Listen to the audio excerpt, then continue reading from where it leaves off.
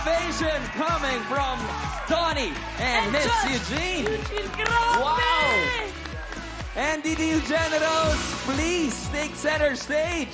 Ubanin ako ninyo din sa stage in tawon, mga taga-Jinsan. Sa kakapamilya, Salamat. ang taas ng emosyon dito mismo sa entabladong ito. Grabe. Naiyak sila dahil nakatapos na sila ng performance. Oo, muli pa lang pangapo natin, NDDU Generals. Super beautiful and great performance. At dinala mo kami sa iba't ibang lugar. Una sa tubig, nung semifinals, may ilaw. Ngayon, disyerto. Grabe! Ngayon, ano naman ang komento ng ating mga judges? Simulan muna natin yung isa sa mga tumayo. Judge Donnie. NDDU Generals. Alam mo, parang generals, parang pag nasa gera ka, may laban. At na-feel namin yung laban ng pinagdaanan ninyo, lahat ng pagsubok na pinagalingan ninyo, led to this moment right here. And you are meant to be in that stage. Thank you po. Maraming...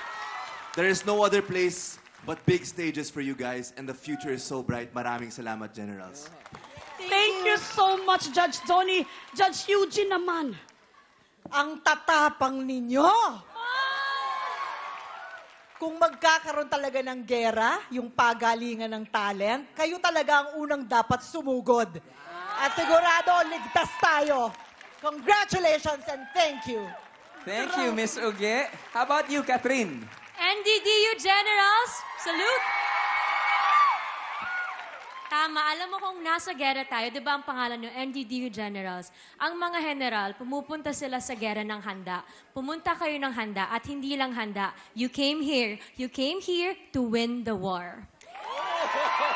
So, congratulations sa inyo. And sinabi nyo sa VTR kanina, hindi aksidente na nandito kayo. Dahil sa talento, sa puso at dedikasyon nyo, nandito kayo sa finals. And deserve ng grupo na yun. Thank you so much, Judge Cal. Boss FMG. Wala na akong sasabihin eh. Nasabi na lahat eh. In terms of precision, the choreography, the music, it's very good. Yeah. Maraming salamat, boss. Balikan natin yung sinabi ni Judge Catherine. You came here to win this war. Anong masasabi niyo doon? Una-una po sa lahat, napapasalamat po kami sa Panginoon dahil sa safe run po ng performance namin. Sobrang saya po namin kasi naitawid po namin ng maayos yung performance namin kahit na konting oras lang po yung napaglaanan namin para makumpleto namin yung sayaw namin. At kahit na po sobrang hirap po ng napagdaanan namin kasi dugot pawis pa yung inalay namin para sa sayaw namin. Dahil tears of joy. Yes, we are so proud of you. Grabe. Sobrang proud talaga. Kung proud kayo, kagaya ko, sa tingin nyo ay talagang karapat-dapat ang NDDU Generals para sa titulong PGT Season 7 Grand Winner. Hanapin lang ang picture at pangalan nila. Gawin yan bukas kapag nagbukas na ang online voting after our last grand finalist muli. Maraming salamat and good luck! NDDU Generals! Good job, you guys. Next, to be continued raw ang kanyang kwento from semis to grand finals. You are totally magical! Yan ang naging comment ni Boss FMG habang dumadaan sila sa harap ko. Kaya naman...